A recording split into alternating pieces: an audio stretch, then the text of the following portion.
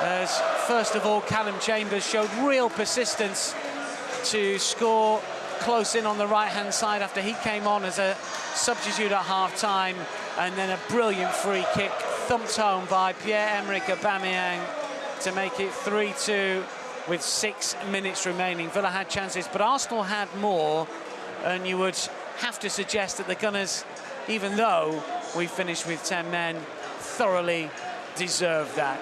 As we hand you back to all the Arsenal Nation live gang for more analysis, discussion, and a bit of celebration as well, I imagine. Full time here, it's finished Arsenal 3, Aston Villa 2. Thanks very much, Dan. Come on! I did not think I would be standing here with a big smile on my face. I'm so gassed because Arsenal have done the business and won. The two faces you just saw are my guests, Simon Miller and Jeremy Ali-Adier, who's rushed down from commentary. Jeremy, what was it like out there, you know, doing the commentary on that? Incredible, mate. Second half was just unbelievable. What a feeling. The fans, like, just be part of it was just amazing, yeah. It's just hard to take, man. Ups and downs games, you know. You just like, Well, we can have a look at two tweets from the fans out there, and I think they sum up the game quite well. The chosen one saying, supporting Arsenal is one hell of an emotional roller coaster. We never make anything easy for ourselves. Very true. And Jack just saying, why do Arsenal make every game hard? I mean, Simon, we wouldn't have it any other way, would we? Well, I don't know about that, man. I think my heart probably would appreciate it. It was just, I mean, we're saying, I don't think anybody expected that to happen, you know. When we got the penalty and then Villa got up the other side and scored straight away, you're just like, what is going on? And then from like 70 minutes to 85 minutes, Arsenal all of a sudden come alive, and you're like, where was this for the rest of the game? But I guess ultimately, in a results-based business, we can sit here right now and say Arsenal win 3-2, especially after that first half, down to 10 men, Callum Chambers coming on. I'll take it. Maybe not any day of the week because I just collapse and die, but I'll take it right now. And I don't want to sound like I'm banging the drum for myself here, but you know, I did say I want to see Pepe score his first goal in this game.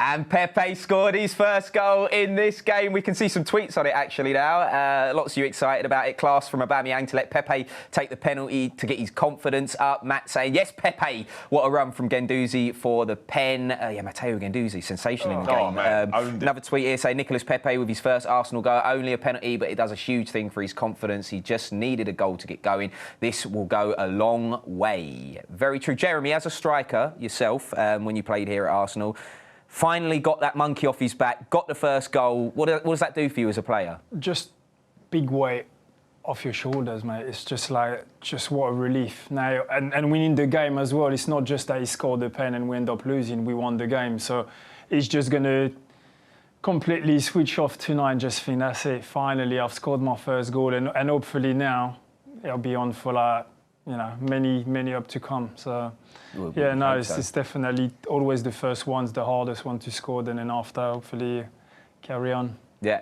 Simon, you mentioned it a minute ago, the fact that Pepe got the goal. Me and you were sitting, there was where we were sat, we're right in front of, the fans are right in front of us where we were sitting, and there was these two guys who were getting irate because Villa went right down the other end and scored, which was super frustrating, wasn't it, at the time? I think it was, again, if it was one of those situations that had just happened because, football, can you believe it? But it was, again, you could see the gaping hole again. It was like Arsenal switched off for, 2 minutes after the pen, whatever it was. I mean, we were still celebrating. That's the thing. And it was like, some people, you weren't even watching the field because they were spinning around, they were happy. But to switch off that quickly, when you can kind of go, we've lucked into something here, guys, down to 10 men, penalty, let's get our focused heads on, and to not do that, given everything that happened last week and the week before and some other instances this season, you can understand why people start going, what is happening? So it was frustrating. However, it seemed to be all those things coming together, which is what all of a sudden triggered whatever. The switch went on. We were like, oh my gosh, wait a minute. Kaboom, let's go forward. And can I just say, Callum Chambers, the new Thierry Henry. Anyone? Play him every week. That Play him every finish. week. Oh, God, Look, we got the tweets here, look, from June. Callum Chambers, world-class striker. The touch and the goal was great. Great goal, Chambers. Great perseverance from Imran, and Tim saying a vision from Guendouzi, finish from Chambers. Thank you. I mean, it was a great finish, wasn't it? It was top. Yeah, amazing finish. Just a little, outside of his right foot. Just not too hard, just enough to go in the top corner, and beautiful. Really good. I mean, if anyone out there had Callum Chambers as next goal scorer, I can't imagine. I say put him in the team next week. That's what I say. Chambers all the way. And then it went from Callum Chambers getting an equaliser to complete ecstasy. We got a free kick in a dangerous position. Oh, man. Pierre-Emerick Aubameyang, he just always does it. I mean, talk about... I'm not saying that we overly rely on him, but my word, can you imagine the team without him? Like, he's such a stalwart and he never gives up. Like you said, we were talking about he played 90 minutes on Thursday, he's playing 9 minutes again today, and he just always comes up with the goods. I mean, it will be debated for ages, but I think when you start talking about not only the best, easily one of the best strikers in the Premier League, but I think even when you go outside of that, if your job is to score goals, he scored goals all the time. Yeah. One of the best strikers in the world, sure. no question. He's done it for every team he's played for, Exactly. right, Jeremy? Everywhere he's been, he's just always scored goals. So at the end of the day, when you've got so many goals, you can't, it's just talk for itself, And I just feel there as well, it's like a crucial time, It's 2-2, opportunity to win the game. He doesn't always take free kick, but he steps up there, he takes the responsibility. Yeah. And going back to him playing on Thursday 90 minutes, I feel he's the type of player that needs to play all the time. Don't rest the guy, because the more he plays, the better he is, and the more he scores. So he's got to be on the pitch. It's interesting hearing you say that, actually, because Nigel Winterburn says the same thing when he does Arsenal Nation with us here. He says he used to hate being rested. He wanted to play every single game. Yeah, and I remember at the time Thierry never wanted to be on the bench. He was like, no, you play me, or you leave me at home, But bench, he hated it. He just wanted to play every game. Even if it was the next day, he'll play again. He just wanted to play.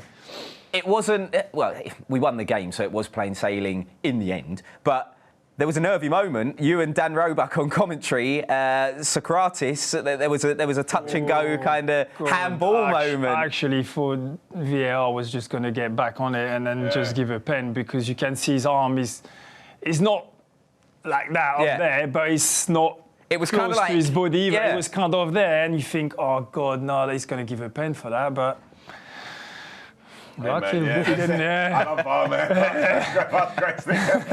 We were all screaming for VAR on the... There was like a second penalty opportunity, weren't we? And we were, where's the VAR? Then all of a sudden, don't need it. It's the most fickle thing in the world, VAR, isn't it? Ruining the game. Then you think, oh, wait, it could help us here. Where's the VAR? Like, somebody get some VAR involved right now. Honestly, football fans, we are absolutely terrible, aren't we?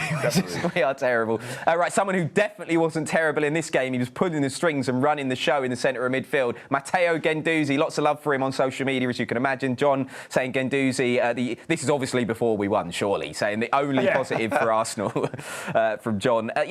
For such a young player, I touched on it on the, I think it was a pre-show, wasn't it? We spoke about Guendouzi. You played with him at Lorient. I played with him the last season that I was playing. I was at Lorient, and he was just coming through, the academy and started to train with us. And I could see straight away, for a kid he was only 16 at the time, for a kid of his age, the maturity of his game. He take control of the tempo of the game.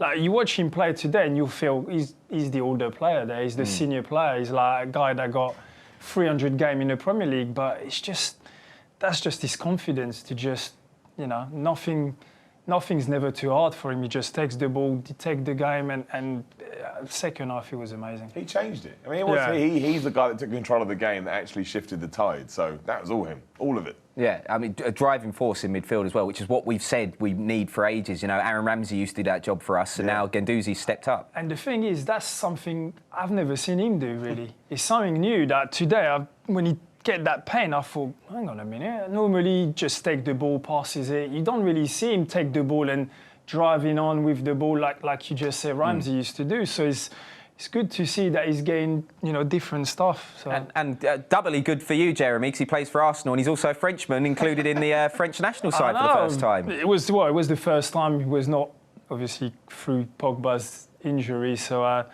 it was a bit of a surprise. But shame he didn't come on and get his first cap. But I'm sure with them performance, he'll come up. He's only young. He'll definitely get opportunities. Right, I think we can have a look at the table now, which should make for better viewing for Arsenal fans now. Back into the top four where we belong.